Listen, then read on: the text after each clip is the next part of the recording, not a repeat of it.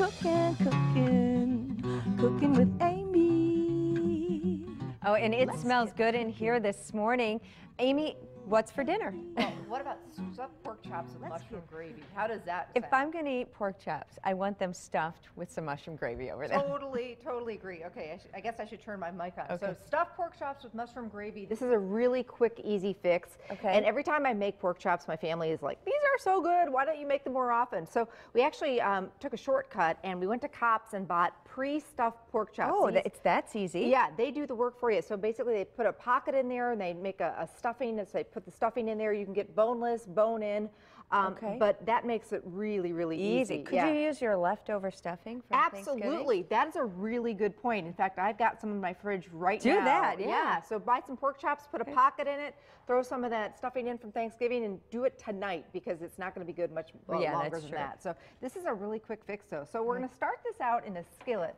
And I've got a little bit of butter, so I want to brown those pork chops in some butter. And I want to season them really well. And my seasoning of choice is going to be like a steak seasoning salt. So in this case, some Lawry's and some black pepper.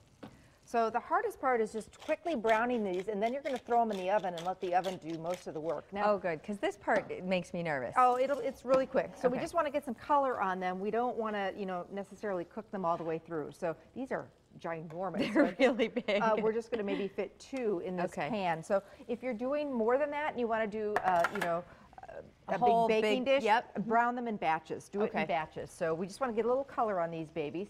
We don't have to worry about cooking them through right now. No, not at all. The oven's going to do the work on that one. Now, I get questions all the time about pork. And some of the questions... Should you cook it through? How long do you have to cook it? The magic number these days is 145. 145 degrees is the internal temperature. So pick yourself up one of those instant read meat thermometers.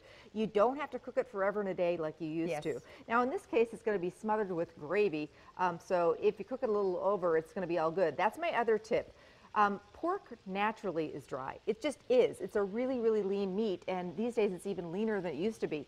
So some sort of a sauce really is key. It really does help. So in this case, we're going to do a mushroom sauce. So once these are browned on each side, and at home you're going to do it a few more minutes than this. And by the way, I hope everybody it's already out. starting. It is, but I'd like a little more color on it. But come see me, Rachel. Have you ever been to Markesan?